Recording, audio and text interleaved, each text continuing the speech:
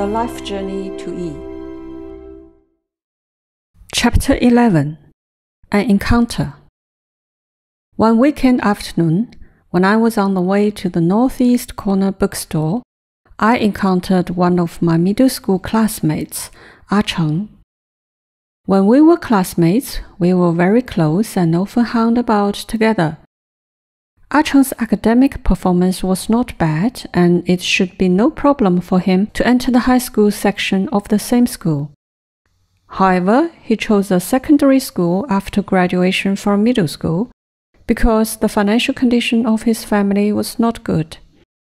The study in secondary school was less costly than high school, and he could work several years earlier than others.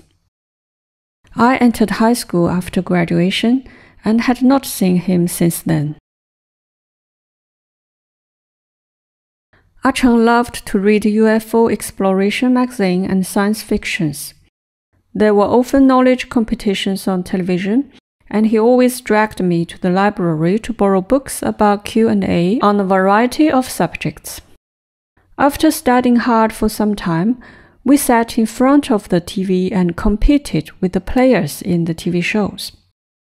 What are the 4 books? What are the names of the 9 planets?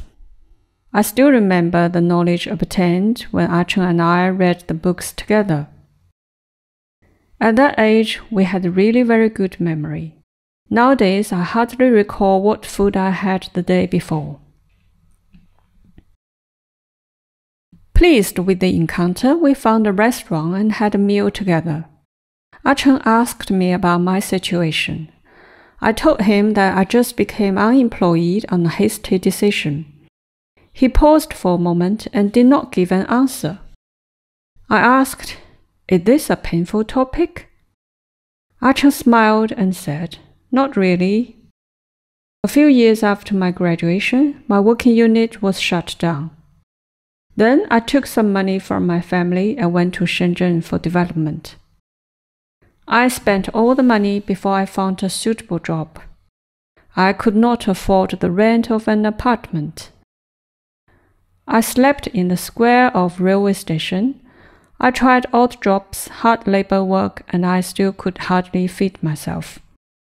I could endure hunger for 1 or 2 days, but on the 3rd day, my legs started to feel weak. If I do not want to starve to death, I must find a way before I lost all my strength. I did not have skills for stealing, so I started to rob." His words startled me. "Wasn't there a rescue station? You should get help from the police."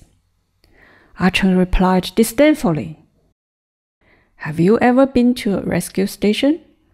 The local citizens can seek help from the police. People roaming about in Shenzhen like me may be just used as a scapegoat for some criminals, and then you would be done for." So I was being very naive. There must be a reason if things developed to that point. Acheng continued, "In the beginning, I also struggled for a long time. Later, I was really starving, so I made up my mind. I started from the elderly, the weak, women and children. Hunger was my justice."